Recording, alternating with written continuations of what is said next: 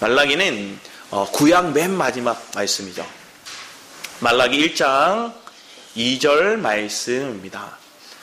말라기 1장 2절 말씀 우리가 같이 한 목소리로 읽었으면 합니다. 말라기 1장 2절 말씀입니다. 같이 읽도록 하겠습니다. 여호와께서 이르시되 내가 너희를 사랑하였노라 하나 너희는 이르기를 주께서 어떻게 우리를 사랑하셨나이까 하는도다. 나 여호와가 말하노라 에서는 야곱의 형이 아니냐 그러나 내가 야곱을 사랑하였고. 아멘. 오늘 말씀이 내가 너희를 사랑하였노라 이렇게 고백해요. 여러분 믿으십니까? 그럼 여러분 지금 말라기 시대를 살아가는 이 이스라엘 백성보다 더 귀한 믿음을 가진 자예요. 그런데 이 시대를 한번 생각해 보기 원합니다. 역사적인 흐름이 조금 있지만 한번 점검해 봤으면 해요. 우리가 이스라엘 백성들이 하나님 앞에 범죄함을 통해서 어디로 가죠? 바벨론으로 포로되어 가요. 유다 백성들이 바벨론으로 포로되어 갈 때 주님은 예레미야를 통해서 말씀하시거든요. 70년 뒤에 너희들이 돌아오리라. 70년 뒤에 돌아오기라. 자, 포로 생활을 하면서 그들이 어려움을 겪습니다. 그 바벨론 포로 시기를 겪을 때도 하나님은 다니엘과 세 친구를 그들에게 붙여주셨고요. 또 많은 믿음의 사람들을 하나님 그들과 함께 해주셨어요. 자, 그러다가 그들은 바벨론에 포로되어 갔을 때 한번 생각해 보세요. 에스겔이 1장 말씀에 그가 25살 때 포로되어 갔어요. 그리고 5년의 시간이 지나고 나서 그가 그발 강가에서 눈물로 하나님께 기도하고 있는 거예요. 시편 137편 1절 말씀에도 이스라엘 백성들이 바벨론에 포로되어 가서 바벨론의 강가에서 시온을 향해서 아픈 마음으로 눈물 짓고 있는 그 고백들이 그들의 삶 가운데 있어요. 그 고백은 뭐예요? 내가 예배할 수 없고 찬양할 수 없고 내가 성전에서 하나님 앞에 제단을 쌓고 하나님을 예배했던 그 시간들을 이제 못 드리고 있는 거예요. 에스겔은 그가 원래 레위 지파거든요. 제사장 가문이거든요. 그가 25살에 잡혀가서 30살이 되었어요. 그러면 30살이 되면 그가 뭘 할 수 있어요? 제사장이 될 수 있어요. 그가 사명을 가지고 제사장 역할을 감당할 나이에 그때 뭐 하고 있어요? 바벨론에 포로되어서 비참한 신세로 내가 뭘 하고 있나? 아무것도 제대로 하지 못하고 있는 눈물로서 강가에서 그냥 울고 있는 거예요. 근데 그 상황들을 그들이 아픔으로 토해넣고 눈물로 기도했던 그 그발 강가, 그 바벨론의 강가에서 하나님 뭘 하셨어요? 돌아오게 하셨어요. 고레스의 칙령을 통해서 538년경이죠. 스룹바벨을 통해서 첫 번째 기한을 해요. 그래서 538년에 BC 538년에 스룹바벨을 통해서 1차 기한을 해요. 그런데 그때 돌아오는 사람들이 많았을까요? 유다에 잡혀가서 거기에 생활의 터전을 잡고 이제 왕의 어떤 사명을 받고 직임을 받고 높아진 지위, 내 친구들, 내 가문, 내 집이 거기 다 있어요. 그걸 다 버리고 유다로 와야 되는 거예요. 예루살렘 와야 되는 거예요. 어떤 마음일까 한번 생각해 보세요. 지금 내가 쌓아왔던 것들 2세대, 3세대 70년이 지났으니까 모든 게 거기 있어요. 내 기반이. 근데 그걸 다 버리고 새롭게 이제 예루살렘을 가서 하는 거예요. 그 땅이 어떤 땅인지 보지도 못했어요. 그런데 내 조상들이 또 예레미야서에서 얘기했던 것들이 또 다니엘이 기도하며 그들에게 전했던 복음들을 스룹바벨을 통해서 그 길을 걸어가는 거예요. 처음에는 많지 않았어요. 그러면 그 처음에 갔던 그 사람들이 믿음이 좋았을까요? 안 좋았을까요? 당연히 믿음이 좋은 사람들이죠. 믿음이 안 좋은 사람들은 그냥 그대로 살아요. 왜? 여기가 좋사오니, 여기가 풍족하오니, 여기 내가 지금 왕의 신임을 받았고 내 지위가 높고 여기 살면 그냥 평안해요. 근데 이제 거기 가면 뭐 해야 돼요? 성전도 지어야 되고요, 성벽도 복구해야 되고요, 또 거기에 어떠한 민족이 또 거기 살고 있을지, 또 거기 어떤 짐승들이 거기 있을지 생활 환경이 다른 거예요. 그런데 믿음을 가진 사람들이 갔어요. 스룹바벨을 통해서. 자, 그들이 가서 536년부터 BC 538년경에 그들이 갔고 536년경부터 그들이 뭘 하느냐? 성전을 지어요. 성전을 짓는데 처음엔 열심히 짓다가 뜨거운 열망을 가지고 하나님께서 그들에게 선지자를 통해 주셨던 메시지가 있거든요. 소망의 메시지, 또 메시아에 대한 메시지, 거룩한 것들을 열망하면서 뜨거운 마음으로 성전을 짓는데 잘 안 돼요. 그러니까 하나님 중간에 누구를 주시냐면 학개라는 선지자와 스가라는 선지자를 거기 또 말씀에 그들을 깨우거든요. 그래서 총 20년에 걸쳐서 성전이 짓게 돼요. 스룹바벨에서 성전이 다시 재건되는데 그 재건되는 과정들이 20년의 시간이 지나요. 그런데 처음에 그 성전을 봤던, 원래 솔로몬 성전을 봤던 그 사람들이 볼 때 너무 허름한 거예요. 볼품 없어 보이는 거예요. 그런데 그 20년을 짓는 시간 동안 학개는 이름의 뜻이 뭐냐면 축제, 잔치 이런 뜻입니다.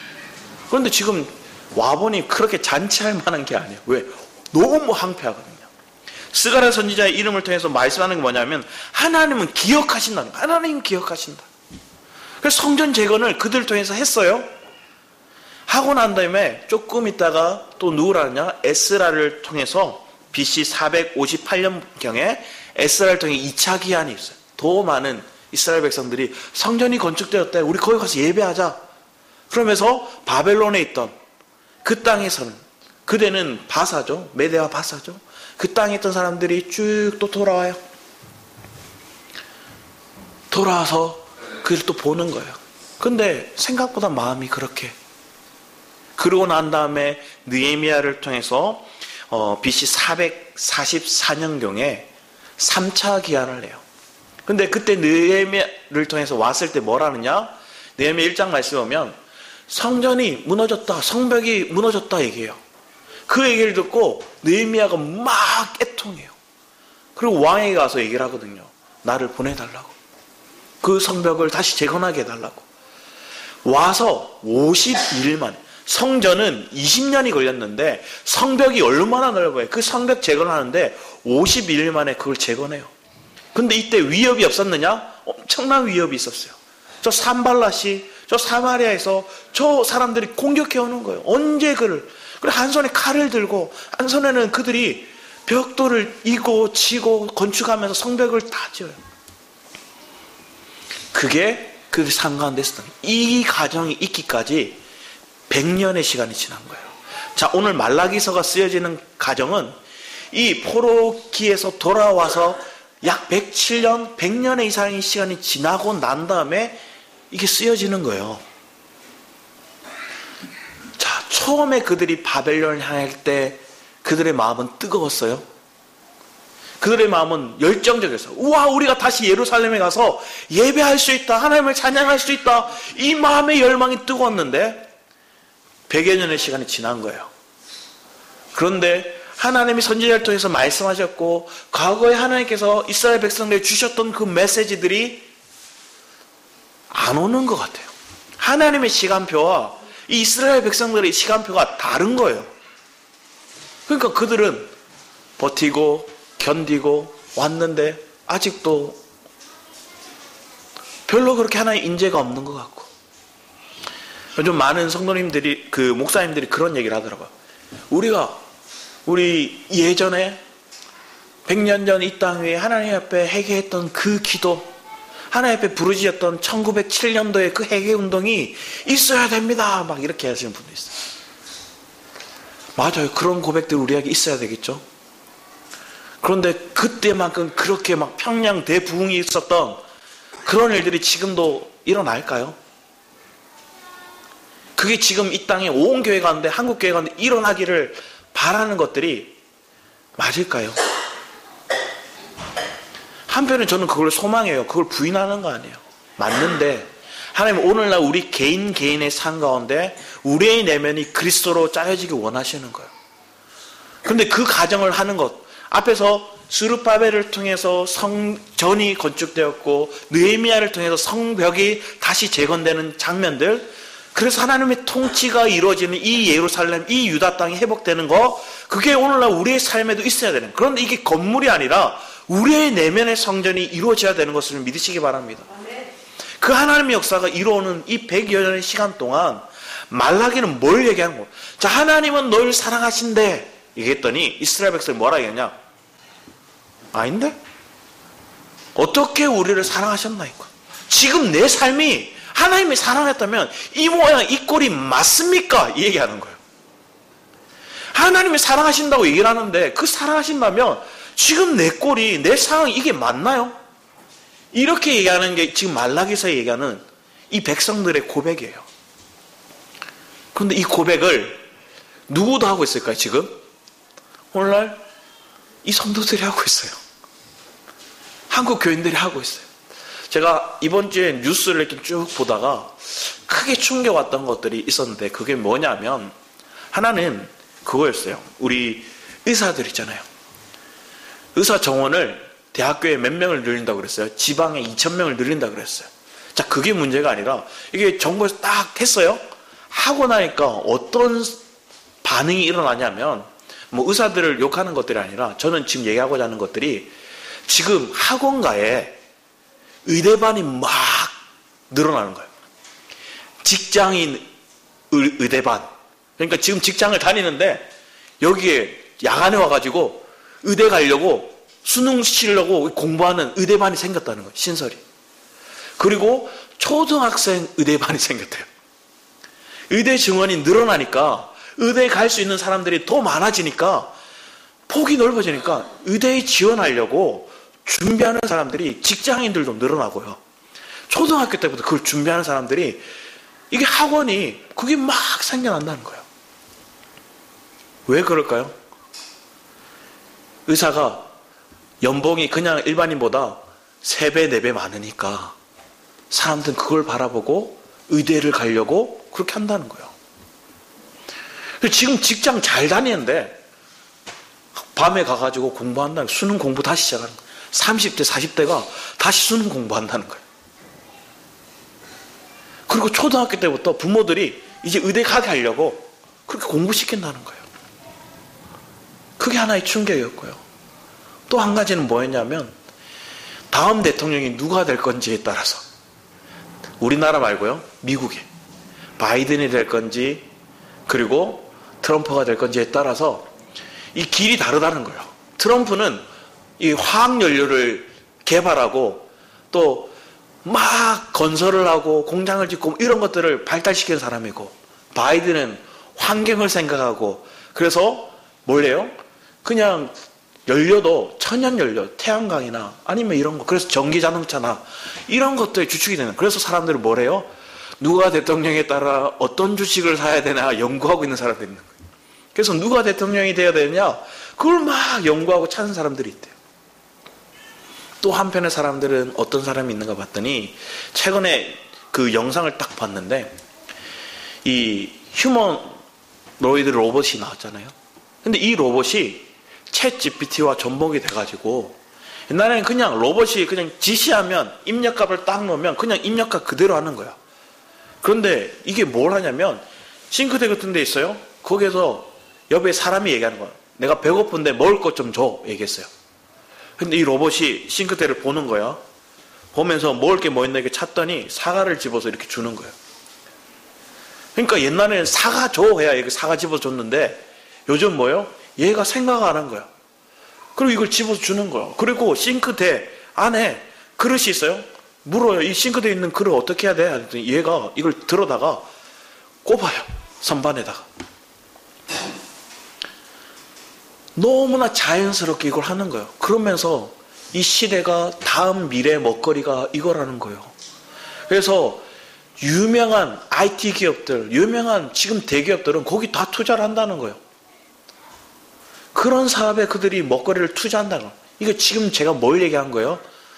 뭘 먹고 살아야 되나 사람들은 고민하고 거기에만 발달하는 거예요. AI 로봇 투자하고 누가 대통령이 되느냐 투자하고 의대 정원이 늘었으니 거기가 돈 잘 번다 얘기하니 연봉이 많이 번다니 거기에 사람들이 온 정성과 시간과 물질을 쏟아붓는 거예요. 지금 시대가 그래요.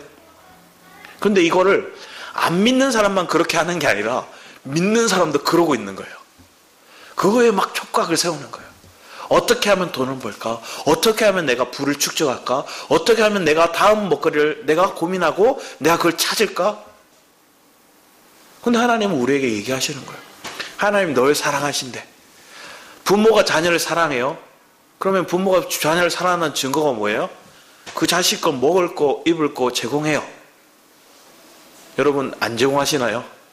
여러분 제공하시잖아요. 이 자녀가 10대든 20대든 30대든 오히려 심지어 40대 50대가 되어도 이 자녀를 위해서 부모는 뭐라고 그러죠? 따뜻한 밥 한 끼 주려고 그래요.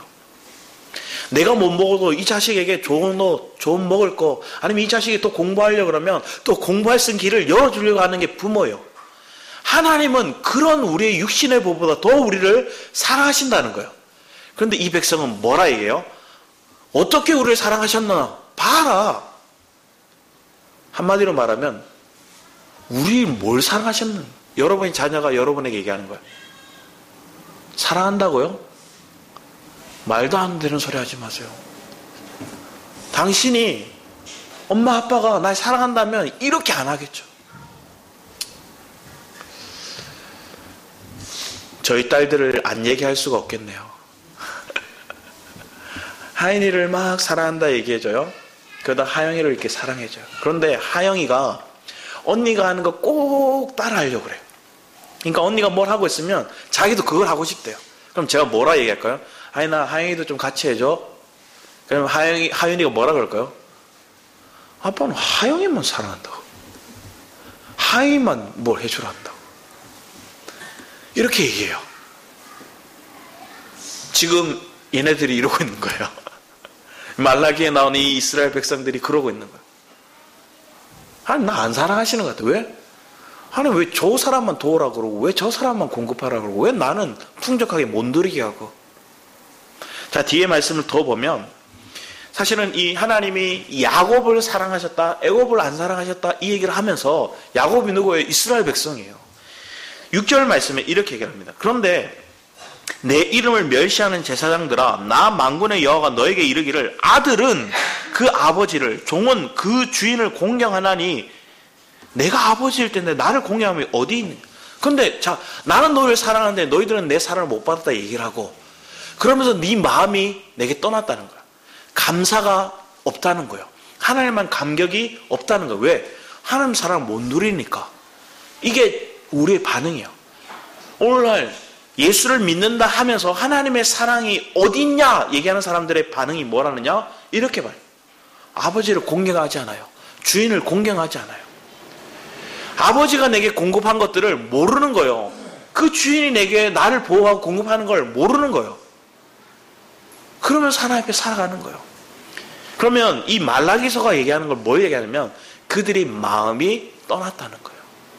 그들의 마음이 떠나니까 그들의 입술도 악해져다는 거예요. 그들의 마음이 떠나니까 그들의 입술이 떠났고요. 그들의 행위는 당연히 없죠. 하나님을 공경하지 않아요. 하나님을 섬기지 않아요. 하나님을 예배하지 않아요. 100여 년 전에 그들이 바벨론 땅에서 하나님을 예배하고 싶어서 그들이 눈물로 하나님 앞에 부르짖었던 그들이 돌아왔는데 그렇게 아름답지 않은 거예요. 그렇게 하나님께 뿅 하고 멋있게 안 바꿔주시는 거예요. 내가 생각하는 하나님의 그림과 내가 생각하는 하나님의 시간표가 딱딱딱 맞춰 들어가는 그 시간표와 안 맞는 거예요. 내가 생각하고 내가 그리던 그 시간표가 그 타이밍이 안 맞으니까 우리는 뭐라는 거예요? 하나님 왜 이러십니까? 하나님 날 사랑하지 않습니까? 이렇게 고백하는 거예요. 우리도 그랬어요. 그런데 뒤에 쭉 말씀을 보면 그런데 이 백성들이 하나님 앞에 제물을 드리는데 예배를 안 드리는 게 아니에요. 예배를 드리는데 뭐래요?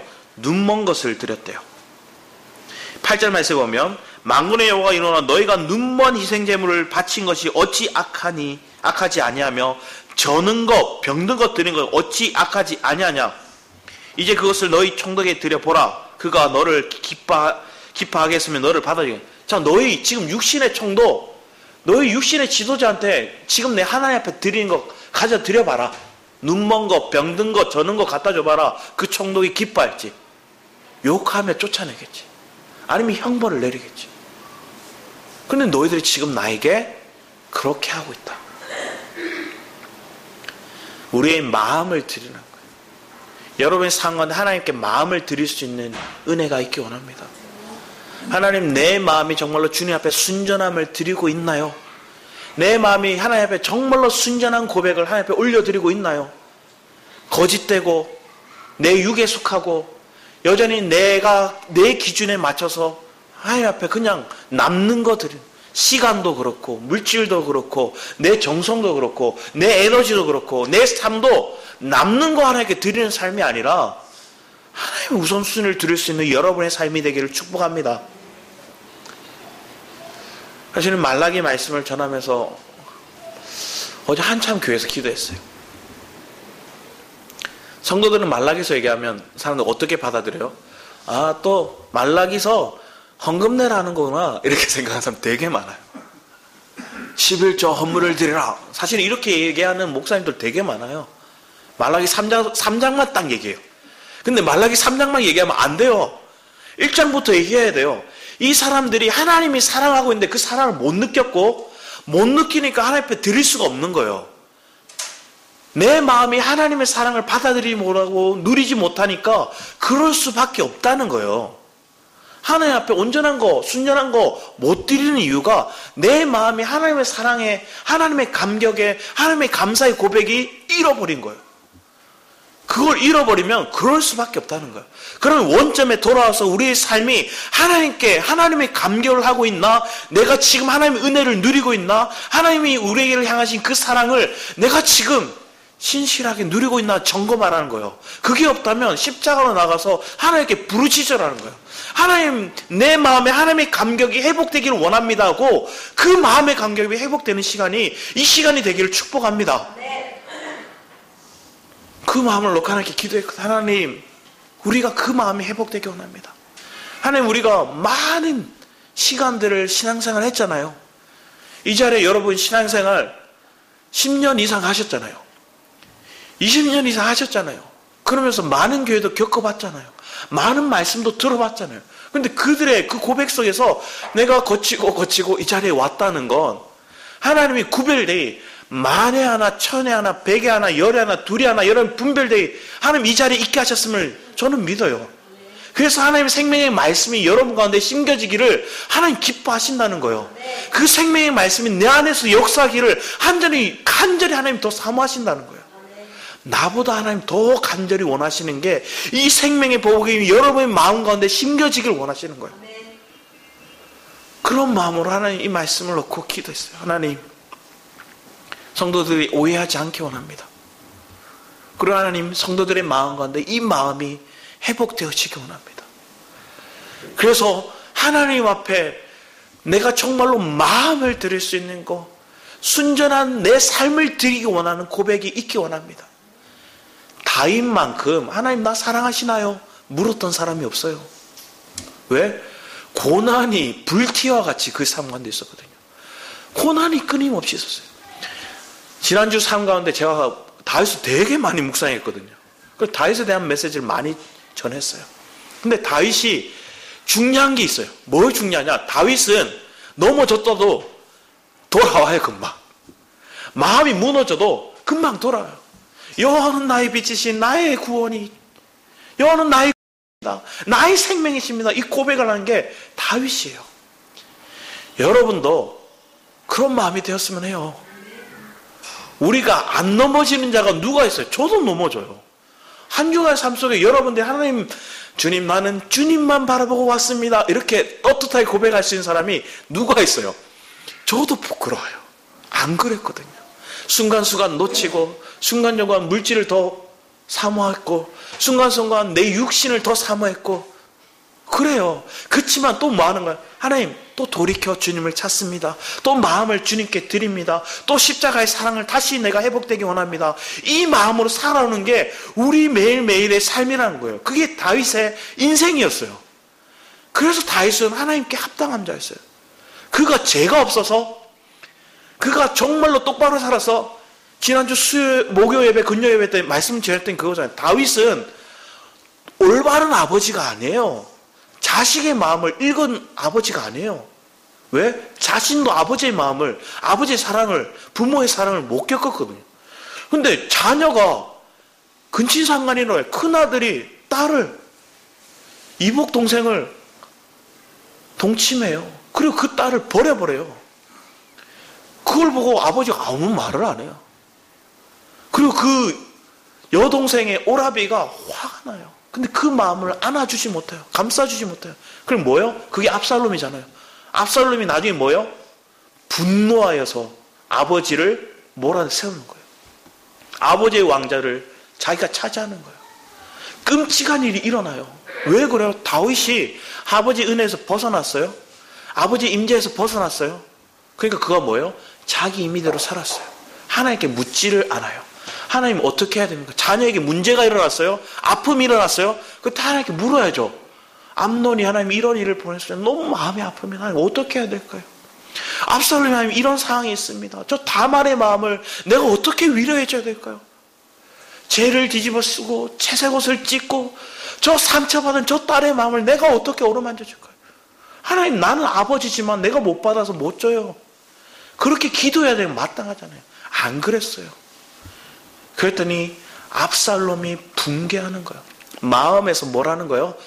살인을, 그리고 이 반역의 꿈을 꾸는 거예요. 그리고 저 암논을 죽여야 되겠다는 보복의, 복수의 꿈을 꾸는 거예요. 아닌 척 하면서 그러고 있는 거예요. 왜 그럴까요? 어루만져 주지 못했어요. 여러분의 부모는 여러분 마음을 어루만질 수 없고, 여러분이 또 부모로서 자녀의 마음을 다 어루만질 수 없어요. 그런데 하나님은 어루만져 주시는 거예요. 하나님 여러분을 사랑하신다는 거예요. 그 마음이 여러분에게 터치되기 원합니다. 그러면 여러분들 이렇게 하나님 앞에 저는 거, 병든 거, 흠이 있는 거 안 드려요. 내 마음을 온전히 하나님 앞에 드리고자 하는 거예요. 온전히 하나님 앞에 내가 이 예배를 하나님이 살아있는 예배가 되기 원하고 간절한 목숨을 거는 예배가 되기 원하는 그 고백이 있다는 거예요. 그런데 그 마음이 우리에게 왜 몸이 건조해졌을까요? 말라기가 100년이 지나고 나니까 그게 그거고 그 예배가 그 예배고 그 제사가 그 제사고 별거 없더라 이렇게 얘기하는 거예요. 신앙생활 하다 보면 그럴 수 있어요.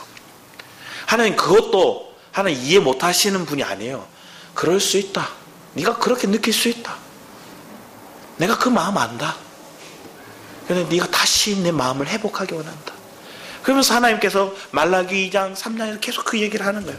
우리 뒤에 말씀 오면 이렇게 얘기해요. 이 백성들이 어떤 마음을 가진가 보세요. 우리 1절에 6절에서 1장 6절과 3장 13절까지 같이 한번 읽어보겠습니다. 쭉 같이 읽겠습니다. 시작.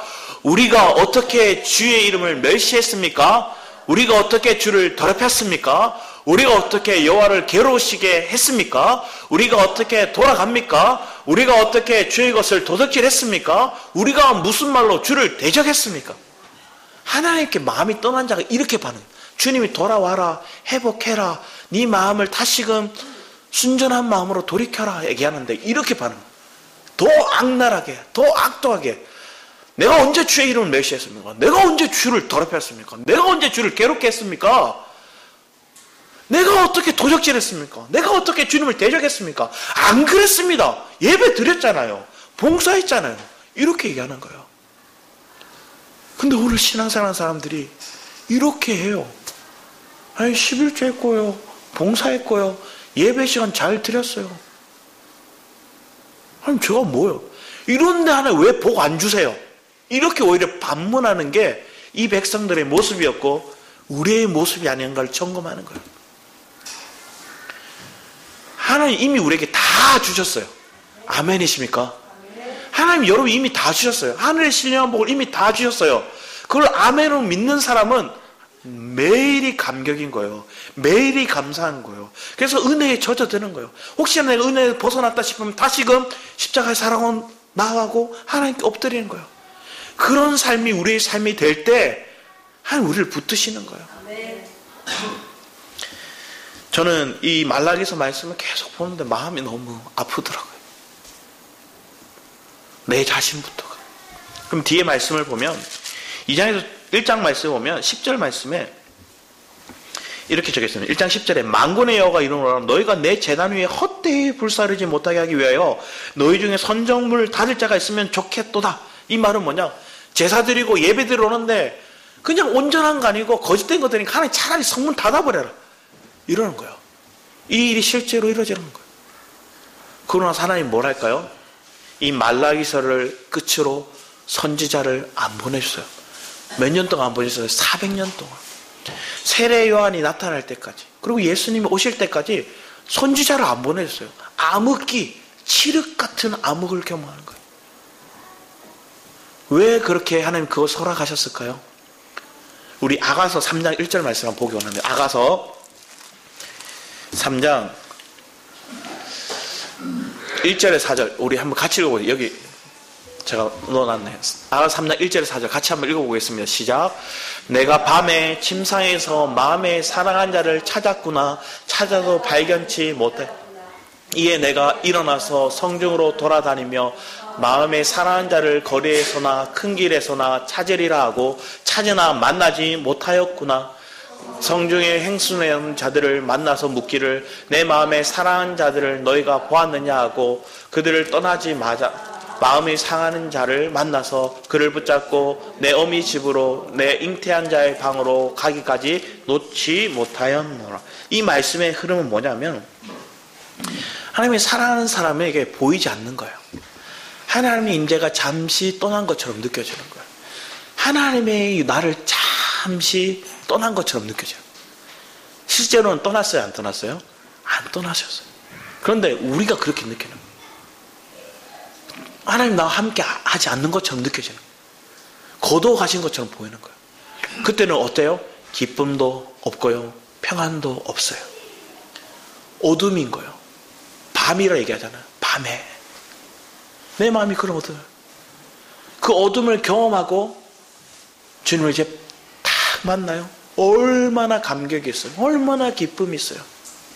나중에 말씀을 3장 후반부에 보면 11절 말씀에 그의 어머니가 씌운 왕관이 그 머리에 있구나 얘기해요. 이게 뭐냐? 이게 뭘 얘기하냐면 데살로니가 전서 2장 말씀에 보면 기쁨의 면류관을 얘기하거든요. 이 기쁨의 면류관. 내가 주님을 만나니까 내가 기쁨의 면류관을 회복하는 거예요.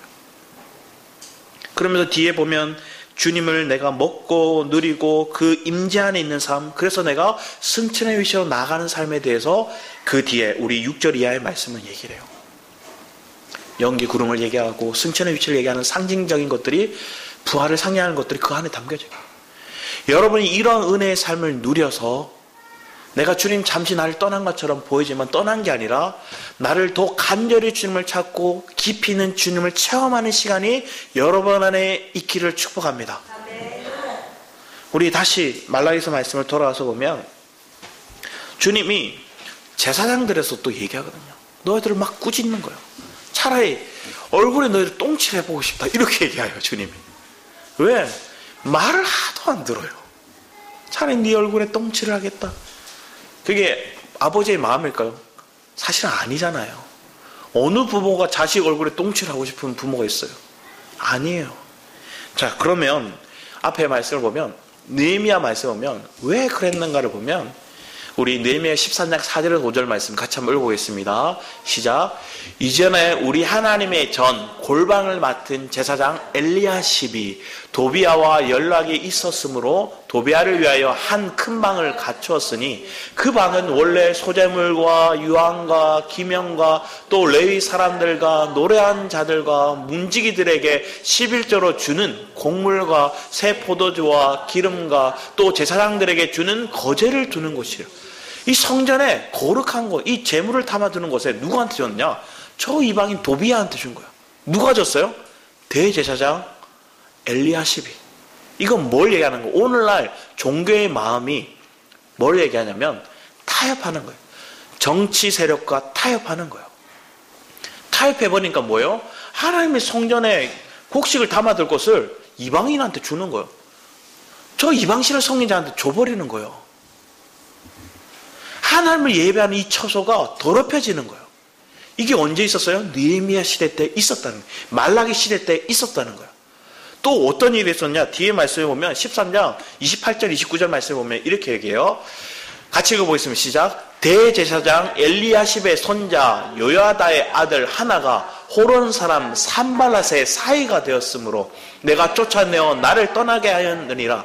내 하나님이여, 저희가 제사장의 직분을 더럽히고 제사장의 직분과 레위 사람에 대한 언약을 어기었사오니 저희를 기억하옵소서. 대제사장이 그 손자를 누구한테 줘요? 산발랏, 가장 선정 건축을 방해했던 사람이에요.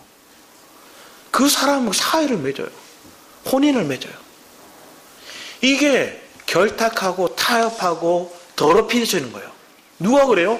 대제사장이 이랬다는 거예요. 이 땅의 목회자들이, 영적 리더십들이 종교와 이렇게 연합하는 거예요. 종교 지도자와 타협하는 거예요. 그러면서 자기 지위를 높이고 자기 목소리를 세우는 거예요. 이게 오늘날의 아픔이고 말라기 시대의 아픔인 거예요. 여러분 깨어있기 원합니다. 여러분 마음은 하나님, 내가 정결해지는 게 뭔가를 보는 거예요. 타협하지 않는 거예요. 결탁하지 않는 거예요. 그런데 누가 그랬어요? 가장 영적인 리더가 되어야 될 대제사장이 이 꼬라지를 하고 있는 거예요. 이 말은 저에게도 하는 얘기예요. 저가 깨어 있어야죠. 그래서 영적인 분별력을 가지고 여러분에게 선견자로 하나님의 말씀을 전하는 자가 되어야죠. 내가 깨어있지 않으면 여러분들에게 말씀 뭐 할까요? 내가 배운 말씀을 전하는 거예요. 내가 공부한 말씀, 내가 연구한 걸 전하는 거예요. 욥의 새 친구처럼 연구하고 은사적으로 뭔가 이런 걸 번쩍번쩍한 게 있으면 그것 막 전하는 거예요. 옛날에 경험한 그것만 막 전하고 있는 거예요. 옛날에 하나님 내게 목소리 깔면서 막 그러고 있는 거예요. 그럼 여러분 뭐 할까요? 그때 더 아멘을 잘하도록 아멘 이래요. 성도들이 그렇다고요. 그러면 누구도 눈먼 거예요. 리저도 눈먼 거고 성도도 눈먼 거예요. 그 소경을 인도하는 꼴이 된 거예요. 오늘 한국교회 이 꼴이 되어서 하나님 아파하시는 거예요. 그럼 우리는 생명의 복음을 들었다면 눈이 떠야죠. 그 눈이 떴다는 건 뭐예요? 내 상황에 이 말씀이 나를 살아 움직이는 거예요. 그래서 분별해서 하나님 영적인 말씀, 내가 하나님 더 깨어서 하나님의 자녀로 살기 원하면, 요한일서 3장 10절 말씀을 보면 하나님의 자녀와 마귀의 자녀를 의롭게 하는 것, 의로 살아가는 것들을 분별한대요. 여러분 하나님의 자녀라면 의롭게 살겠죠. 그 의는 예수 그리스도죠. 이 예수로서 내 안에 살아내시는 거, 내게 인도해 가시는 거, 성령에 내가 민감하지 않으면 그 의를 살아낼 수가 없어요. 저의 마음이 그런 은혜를 갈망하기 원합니다. 우리 또 뒤에 말씀 한번 보면 말라기서 4장 2절 말씀을 볼까요? 말라기 4장 2절 말씀 같이 한번 읽어보겠습니다. 시작. 내 이름을 경외하는 너희에게 의로운 해가 떠올라서 치료하는 광선을 바라리니 너희가 나가서 외양간에서 나온 송아지같이 뛰리라. 이렇게 얘기해요. 제가 이 말씀을 보면서 우리 하영이가 이 치료의 강선을 받아서 그렇게 예배 시간에 뛰어다니구나, 망아지처럼 송아지처럼 뛰어다니구나, 이렇게 생각이 들어요. 그럼 여러분 자녀들 뛰어다니면 하나님의 치료의 강성이 저에게 임했구나, 여러분들 그렇게 믿음으로 바라보셨으면 합니다. 이 말은 뭐예요? 1절 말씀을 봐야 돼요. 우리 말라기 4장 1절 말씀 보면 이게 반대되는 내용인데, 만군의 여호와가 이르노라, 보라 용광로 불같은 날이 이르리니, 풀무불 같은 심판의 날이 온다. 그러면 교만한 자와 악을 행하는 자는 다 지푸라기 같을 것이라. 그 이른 날에 그들을 살아 그 뿌리와 가지를 남기지 아니할 것이다. 이 사람들이 누구냐? 앞에 3장 13절에서 18절까지 얘기하는 이 하나님 앞에 완악한 말을 하는 사람들이에요. 그 완악한 말을 누가 할까요? 마태복음 5장 18절, 15장 18절 말씀 보면 입에 나오는 것은 마음에서 나오는 것이니 그 마음에서 나오는 것이 더럽히는 거예요. 그 마음에서 나오는 완악한 말을 하는 사람. 왜 그들이 완악한 말을 할까요? 하나님의 사랑을 못 경험했어요. 하나님 은혜에 못 경험해요. 그러니까 그들은 완악한 말을 하는 거예요. 은혜에서 벗어나고 임재에서 벗어나면 그들의 입술을 봐요. 완악한 말을 해요. 판단의 말을 해요. 지적의 말을 해요. 그들이 4장 1절처럼 해요. 풀무불 가운데 그들이 던져질 거다. 그런데 우리는 깨어서 하나님의 이 빛을 바라보는 이 빛이 우리에게 임하는 사람은 내 마음 가운데 치료의 강선이 내게 바라리라. 시편 147편 말씀이 어떤 말씀이냐면 이스라엘 백성들이 예루살렘으로 돌아오는 거예요. 바벨론 폰에 돌아오면서 찬양하는 거예요. 하나님 그래서 비준비하시는 찬양이 이 고백의 찬양이거든요. 그러면 그들이 돌아올 때 하나님 뭐라 하느냐? 여호와께서 예루살렘을 세우시고 이스라엘의 흩어진 자를 모으시며 상심한 자를 고치시며 저희 상처를 싸매시는도다. 이 고백을 하면서 왔는데 100년이 지나고 이 고백 잊어버린 거예요. 그랬더니 다시 말라기서 하나님 얘기하는 거예요. 하나님을 의지하는 자, 너희가 의로운 해가 너에게 떠오른 자. 그 말은 뭐예요? 내가 주님을 나의 해로 바라보고 그 주님을 바라보고 그 주님을 의지하며 여호와께 돌아온 자, 그 주님을 다시 내가 경외하는 자의 삶을 살아간 자는 그 치료의 강선이 나를 회복하니 내가 뛰는 거예요. 기뻐하는 거예요. 그런 은혜의 삶이 우리의 삶이 될 줄 믿습니다. 이런 삶을 살아가는 자가 누구냐? 요한복음 4장에 넣으면 하나님의 말씀이 그에게 선포되니까 사마리아 여인이 주님을 기뻐해가지고 주님이 주는 생수를 맞아요. 그러니까 기뻐 뛰면 나가는 거예요. 그래서 와 봐라, 내가 메시아를 만났다. 와 봐라, 기뻐 뛰면서 막 방방곡 뛰면서 그 동네를 뛰어가는 거예요. 동네 사람은 뭐라고 생각했을까요? 저게 미쳤나? 안 그렇게 생각할 거예요. 맨날 찌질하게 자기가 죄인인 줄 알고 해가 중천에 떴을 때 물 들어 나오고 부끄러워하고 사람도 대면하지 못하고, 한마디로 말하면 지금 공황장애 걸린 그 여인이 메시아를 만나니까 마음이 회복되어서 기뻐서 그 메시아를 저는 뛰어가더라는 거예요. 이 마음이 회복되어서 여러분 자녀에게 먼저 이 마음을 전했으면 합니다. 여러분 배우자에게 이 마음을 전했으면 합니다. 내가 이 말씀을 들으니 내 마음이 다시 회복되더라. 기뻐 뛰더라. 내 심령이 다시 회복되더라. 내 마음이 다시 뜨거워지더라. 이사야 30장 26절 같이 한번 읽어보겠습니다. 여호와께서 그 백성의 상처를 싸매시며 그들의 맞은 자를 고치시는 날에는 달빛은 햇빛 같겠고 햇빛은 7배나 되어 7날의 빛과 같으리라. 아멘. 우리의 삶에도 7날의 빛과 같은 그 영광이 여러분의 얼굴을 향해서 비춰졌으면 합니다. 우리의 교회를 통해서 7날의 빛이 비춰졌으면 합니다. 그래서 그 빛을 보고 어둠에 있던 자들이 왔으면 해요. 그 회복이 부활인 거예요. 그 회복이 놀라운 하나님의 살아계심을 증거해내는 생명인 거예요. 저는 이 마음이 제 마음 가운데 어제 청년부 예배를 드리고 앉아서 이렇게 기도하는데 그 마음이 막 오는 거예요. 마음이 울컥하기도 하고 부끄럽기도 하고 또 기쁘기도 하고 여러 가지 마음이 막 오는 거예요. 그래서 이 마음을 우리 성도님과 함께 나누기 원했어요. 이 마음을 여러분들에게도 하나님 동일하게 부어주시는 마음인 줄 믿습니다. 그 마음이 여러분이 회복되면 여러분 자녀 볼 때도 잔소리 하나 더 할 것도 안 나가고 여러분 배우자를 보면서 에휴 한숨 쉬던 것도 다시 한숨이 아니라 뭐 하는 걸까요? 다시 기쁨으로 다시 숨을 쉬는 거예요. 저를 보면서 기뻐하고 저를 보면서 소망을 가지고 저를 보면서 하나님의 사랑을 느끼고, 하나님 당신을 사랑하신대, 하나님 널 사랑하신대. 이 마음이 우리 안에 회복되어지면 우리 말라기 4장 우리 그 말씀을 봤습니다. 6절 말씀입니다. 6절 말씀 그냥 5절 6절 같이 한번 읽어보겠습니다. 5절 6절 같이 한번 읽어보겠습니다. 5절 6절 같이 읽겠습니다. 말라기 4장 5절 6절입니다. 시작. 그거 두려운 날이 이르기 전에 내가 선지자 엘리야를 너에게 보내리니 그가 아버지의 마음을 자녀에게 돌이키게 하고 자녀들의 마음을 그들의 아버지에게로 돌이키게 하리라. 돌이키지 아니하면 두렵건대 내가 와서 저주로 그 땅을 칠까 하노라 하시니라. 이 엘리야가 누굴까요? 세례 요한이죠. 세례 요한을 통해서 메시아에 대한 소리가 되죠. 오실 자에 대한 내가 소리다, 광야에 외치는 소리다. 막 이게. 그 메시아가 왔어요. 그 메시아가 와서 누가복음 1장 17절 말씀에 보면 아비의 마음을 자식에게 희년의 고백을 막 하는 거예요. 아버지의 마음을 전한 거예요. 자, 말라기서가 얘기하는 건 뭐예요? 아버지는 사랑을 준대요. 그 아버지의 마음을 자녀는 누려야 돼요. 자녀는 그 사랑을 누리면 이 아버지의 마음을 옆에 있는 자식에게 또 전하는 거예요. 다른 잃어버린 내 형제들에게 이 아버지의 마음을 흘러내고 전하는 거예요. 그게 회복되기 원하는 게 말라기서의 말씀이에요. 여러분 마음이 그걸 회복되어서 내 아버지의 이 사랑, 아버지의 눈물을 저 영혼이 회복될 수 있도록 내가 먼저 풍족히 누리고 그들에게 전하는 거예요. 우리 교회가 그거잖아요. 측량할 수 없는 그리스도의 풍성을 누리고 전하는 교회.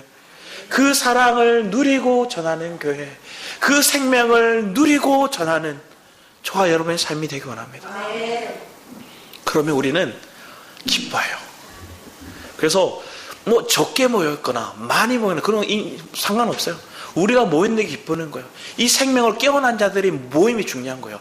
그런 두세 사람이 모인 거 하나님 기뻐하시는 거예요. 그게 교회라 얘기하시는 거예요. 그런 교회로, 그런 가정으로 회복되는 우리의 삶이 되기를 축복합니다. 기도하도록 하겠습니다. 사랑의 주님 감사드립니다. 하나님, 우리가 내가 너희를 사랑하였노라 얘기합니다. 그 사랑이 지금도 여전히 우리를 사랑하신 줄 믿습니다. 그 사랑을 반응하고 그 사랑을 누리고 그 사랑에 감격하여서 주님께 돌아오는 우리의 삶이 되기를 사모합니다. 하나님, 깨어있기 원하고 간절히 주를 찾는 그 믿음의 고백 가운데 날마다 우리 성도들이 더 여호와의 이름을 부르며 날마다 찬양하며 나가는 복된 은혜가 넘치게 하여 주시옵소서. 감사드렸고 주 예수 그리스도 이름으로 기도드렸습니다. 아멘. 우리 하나님의 사랑, 주님의 눈물, 그리고 우리 뒤에 찬양 그냥 두고 부르고 또 기도하는 시간 하도록 하겠습니다. 주가 주 되시니라 찬양까지 함께 믿음으로 고백하였으면 좋겠습니다. 하나님의 사랑, 주님의 능력, 온 세상 위하여 잃어버린 영혼 찾아 오신 주님, 지는 몸을 이리 사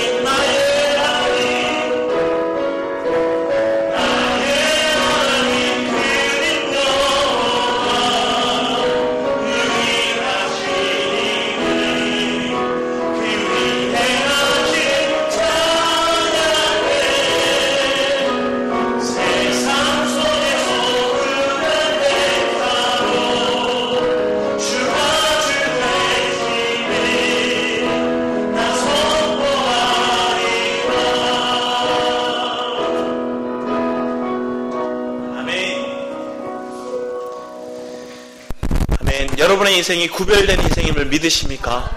구별된 자, 희년을 고백하는 자. 누가복음 말씀에 우리가 그 희년을 고백했잖아요. 1장 말씀에 17절 말씀, 아버지의 마음을 자식의 그 마음을 회복하는 자는 이제 포로된 자에서 자유케 되고 눈먼 데서 다시 눈을 뜨고 우리가 회복이 되는 거예요. 그 회복된 사람은 어떻게 살아가냐면 뒤에 말씀 보면 누가복음 21장인가요? 21장 말씀 보면 한 가난한 가부가 나와요. 그 가난한 가부가 두렙돈을 드려요. 근데 거기에 하나님 앞에 예물을 드리는 사람들이 많거든요. 근데 그 예물이 많은데 그 사람들은 풍족한 중에 그가 드렸고 저 가난한 두렙돈을 드린 여인은 전부를 드렸다 얘기해요. 우리의 인생이 하나님 앞에 희년을 고백하고 내가 아버지의 마음을 고백하면 내가 하나님 앞에 전부를 드릴 수 있는 믿음의 고백이 여러분의 삶 가운데 있을 줄 믿습니다. 돈을 얘기하는 게 아니라 돈은 가장 작은 거예요. 마음을 하나님 앞에 드리는 거예요. 여러분의 시간을, 여러분의 정성을, 여러분의 삶을 하나님 앞에 드리는 거예요. 그런 은혜의 삶이 우리의 삶이 되기를 축복합니다. 그것을 놓고 하나님 앞에 내 삶의 전부를 드릴 수 있는 그 은혜의 고백이, 그 감격이 이 시간 우리의 10년 가운데 일어나기 원한다고 이 시간 뜨거운 마음으로 주를 찬양하고 기도하며 나아가겠습니다. 주여!